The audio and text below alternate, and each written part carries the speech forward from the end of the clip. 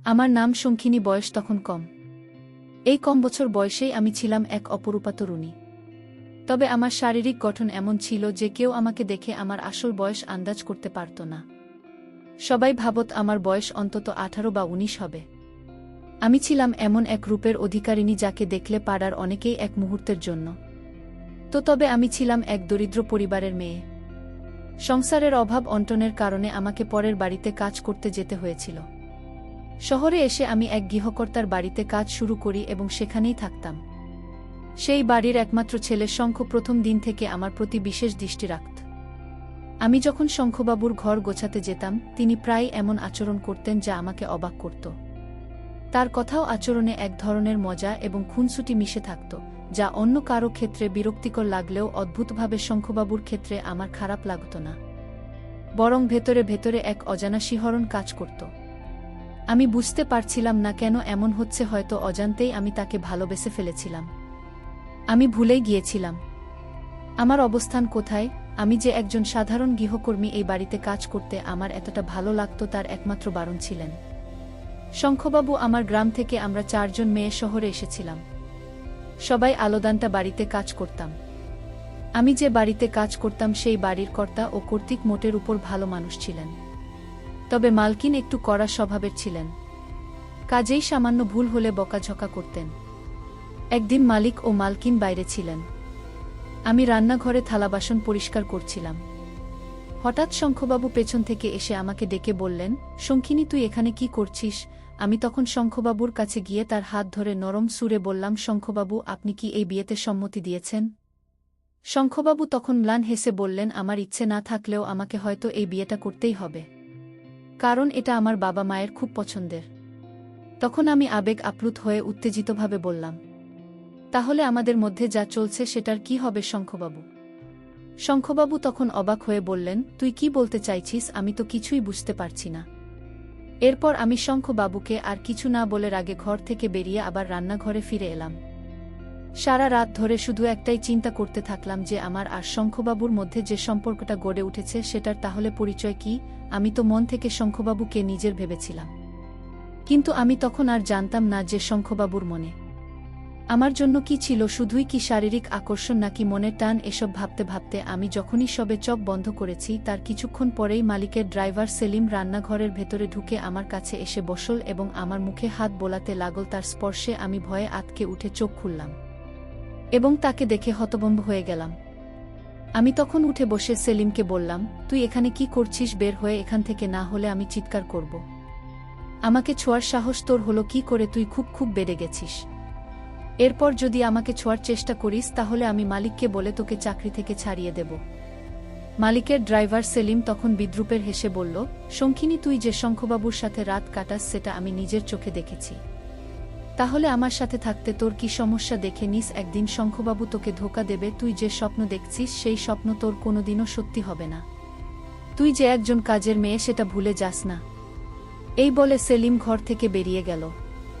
তার চলে যাওয়ার পর আমি স্পষ্ট বুঝতে পারছিলাম যে সেলিম কোনো স্বপ্নের কথা বলছিল। যেহেতু আমি শঙ্খবাবুকে ভালোবেসে ফেলেছিলাম, তাই আমি ভেবেছিলাম শঙ্খবাবু আমাকে বিয়ে করবেন এবং আমি এই বাড়ির কর্তৃক হব। ড্রাইভার আমার সেই স্বপ্নের দিকে ইঙ্গিত করে বলেছিল যে আমার এই স্বপ্ন কোনো দিন পূরণ হবে না। এই কথাগুলো ভাবতে ভাবতেই আমার সারা রাত কেটে গেল। পরদিন সকালে আমি যখন বিষণ্ণ মনে ঘর পরিষ্কার করছিলাম তখন মালিক শঙ্খবাবুর উপর চিৎকার করছিলেন। আমি তখন দ্রুত কাজ থামিয়ে বাগানের দিকে গিয়ে দেখলাম বড়মালিক শঙ্খবাবুর গালে এক থাপ্পড় মেরে বললেন, নির্লজ্জ কথাকার, তোর তো কোনো কাজ নেই। মালকিন তখন অবাক হয়ে মালিককে বললেন, কেন তুমি এত বড় ছেলের গায়ে হাত তুলছ? কদিন পরে ওর বিয়ে হবে, তখনও ঠিক দায়িত্ববান হয়ে যাবে। মালিক তখন মার্কিনকে বললেন, তুমি ওকে অতিরিক্ত প্রশ্রয় দিয়ে মাথায় তুলেছ। এই জন্য তোমার ছেলে উচ্ছন্নে গেছে। তোমার ছেলে বাজারের ওই মাস্তানির কাছ থেকে 3 লক্ষ টাকা ধার করেছে। ওই মাস্তানা জামাকে বাজারে ধরেছিলে এবং সব সত্যি কথা বলেছে। তোমার ছেলে এখনও টাকা শোধ করেনি। তারপর বড়মালিক শঙ্খবাবুর দিকে আঙুল তুলে বললেন, অনেক কষ্টে আমি তোর বিয়েটা ঠিক করেছি, না হলে তোর মতো অকর্মণ্য ছেলেকে কোনো বাবাই তার মেয়ের হাত দেবে না। রিনার বাবা আমার খুব কাছের বন্ধু বলেই তোর বিয়েটা পাকা হয়েছে। ওই সময় শঙ্খবাবু মাথা নিচু করে চুপচাপ সবকিছু শুনছিলেন। সবকিছু শোনার পর মালকিন মালিককে বললেন, কেন তুমি সকাল সকাল আমার ছেলেটাকে এত কষ্ট দিচ্ছ? ও সব ঠিক করে ফেলবে, বিয়ের পরও ঠিক দায়িত্বশীল হয়ে যাবে। তুমি ওকে কোনো ব্যবসা দাঁড় করিয়ে দিও, তাহলেও ব্যস্ত থাকবে। মালিক তখন মালকিনকে বললেন, তোমার আদরের ছেলেকে ভিজিয়ে দাও যাতে সে দায়িত্বশীল হয়, না হলে আমি একদিন ওকে বাড়ি থেকে বের করে দেব। বড়মালিক রাগে সেখান থেকে চলে গেলেন। রাজীববাবু তখন প্রচণ্ড রেগে নিজের ঘরে চলে গেলেন। আমি তখন এক গ্লাস জল নিয়ে রাজীববাবুর কাছে গেলাম। তখন রাজীববাবুর আগে ছোবে নিজের মাথায় হাত দিয়ে বসেছিলেন। ঠিক তখনই তাকে এক মাস্তান ফোন করে হুমকি দিল যে আগামী 4 দিনের মধ্যে যদি রাজীববাবু তাদের টাকা ফেরত না দেন, তাহলে তারা তাকে মেরে অবস্থা খারাপ করে দেবে। ফোনটা রাখার পর রাজীববাবু আমার দিকে তাকে বললেন, দেখছিস তো মালা, আমার এই বাড়িতে কোনো দাম নেই।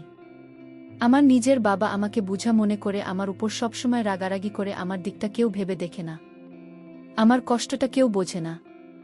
রাজীববাবুর কথা শুনে আমার ভীষণ কষ্ট হচ্ছিল। তাই আমি তার হাত ধরে বললাম, বাবু, আমি আপনার কষ্টটা বুঝতে পারছি, কিন্তু আমি আপনার জন্য কিছুই করতে পারছি না।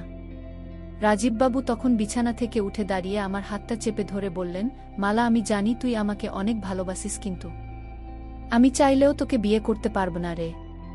কারণ আমার বাবা মা তোর সঙ্গে আমার ভালোবাসার সম্পর্ক কোনোদিন মেনে নেবে না, কারণ তুই একজন কাজের মেয়ে। কিন্তু আমার কাছে তুই আমার রানী, তাই আমি তোকে বিয়ে করতে রাজি আছি।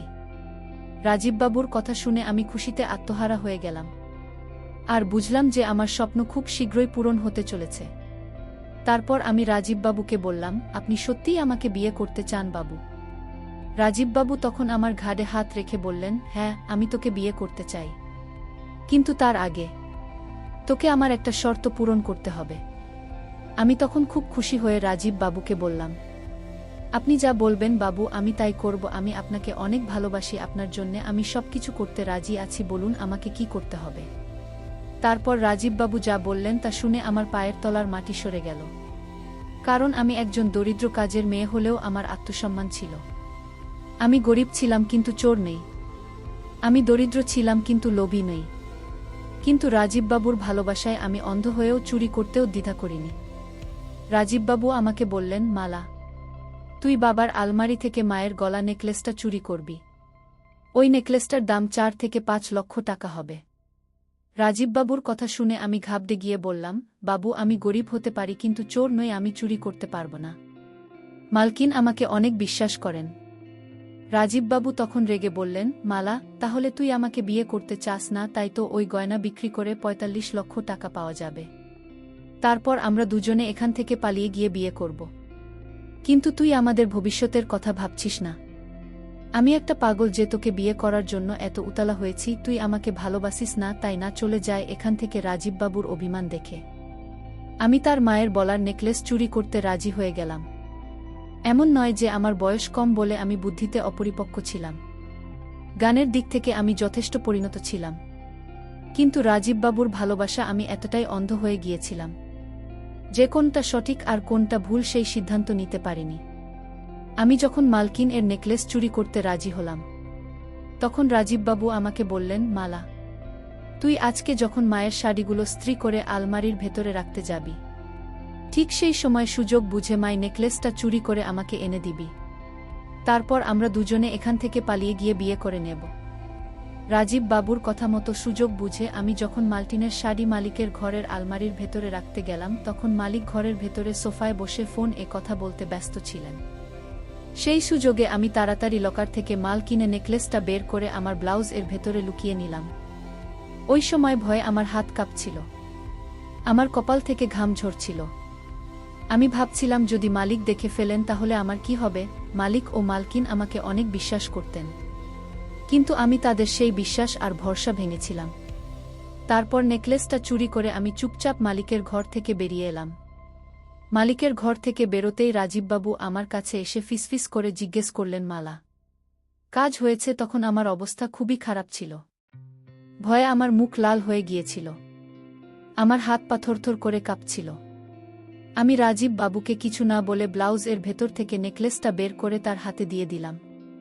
নেকলেসটা হাতে পেয়েই রাজীববাবু খুব খুশি হয়ে আমাকে জড়িয়ে ধরলেন। তারপর আমি রাজীববাবুকে জিজ্ঞেস করলাম, বাবু, আমরা কবে বাড়ি থেকে পালিয়ে বিয়ে করব? রাজীববাবু তখন আমার গালে আলতো করে টিপে দিয়ে বললেন, খুব তাড়াতাড়ি যাব।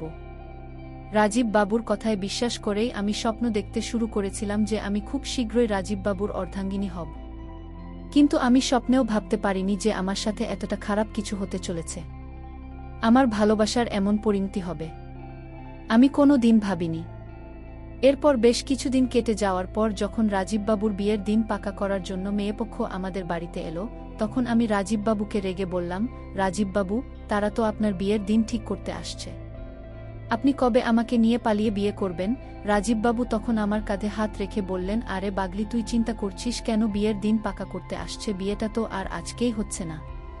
তুই চিন্তা করিস না, সময়ের সাথে আমি সবকিছু ঠিক করে দেব। দেখতে দেখতে রাজীববাবুর বিয়ের দিন পাকা করার সময় চলে এলো। সেদিন আমি ভীষণ দুঃখে ছিলাম। আমার মনে কষ্ট হচ্ছিল এটা দেখে যে রাজীববাবু রীনা ম্যাডামকে দেখে মুচকি মুচকি হাসছিলেন। আমি এতটাই বোকাচ্ছিলাম যে তখনও বুঝতে পারিনি রাজীববাবুর আসল উদ্দেশ্যে কি। সেদিন মালিক ও মালকিনের বাড়িতে তাদের আত্মীয়স্বজন এবং মালিকের বন্ধু ও তাদের পরিবারের সদস্যরা উপস্থিত ছিলেন। বাড়িতে অনেক লোকজন ছিল, সবাই খুব আনন্দ করছিল, কিন্তু আমি ভেতরে ভেতরে যন্ত্রণায় পুড়ে যাচ্ছিলাম। তারপর সেদিন আমার মনে সব ভুল ধারণা ভেঙে গেল। আমি বুঝতে পারলাম যে এতদিন রাজীববাবু আমাকে ঠকিয়েছেন। এতদিন তিনি শুধু আমাকে ব্যবহার করেছেন। কারণ সেদিন যখন মালিক ও মালকিন জানতে পারলেন যে তাদের আলমারি থেকে নেকলেস চুরি হয়েছে, তখন আমার উপরেই সন্দেহ করলেন এবং সেটা করাটাই স্বাভাবিক ছিল। তারপর যখন মালকিন সবার সামনে চিৎকার করে আমাকে জিজ্ঞেস করলেন যে নেকলেসটা কোথায়, তখন আমি রাজীববাবুর মুখের দিকে তাজিয়ে বললাম, মালকিন, আমি আপনার নেকলেস চুরি করিনি। ওদিকে বাড়িতে উপস্থিত থাকা আত্মীয় স্বজন ও রীনার বাবা মা আমাকে চোর বলে অপবাদ দিচ্ছিল, কিন্তু তবুও রাজীববাবু চুপচাপ দাঁড়িয়ে তামাশা দেখছিলেন। আমি ভেবেছিলাম অন্ততপক্ষে তিনি আমার পক্ষে কথা বলবেন, কিন্তু তিনি যা করলেন তাতে আমি পুরোপুরি ভেঙে পড়লাম।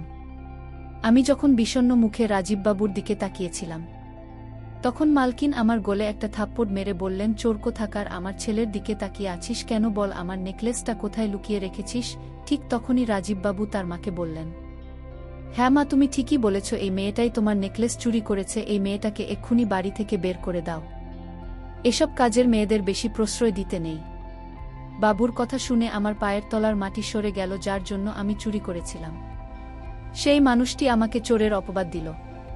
তখন আমি কথা বলার মতো অবস্থায় ছিলাম না, কিন্তু আমি খুব ভালোভাবেই জানতাম যে তখন আমি যদি সবার সামনেই সত্যিটা বলতাম যে রাজীববাবুর সঙ্গে আমার শারীরিক সম্পর্ক রয়েছে, তিনি আমাকে প্রতিনিয়ত ব্যবহার করেছেন এবং তিনি আমাকে চুরি করতে বাধ্য করেছেন, তাহলে কেউ আমার কথা বিশ্বাস করত না।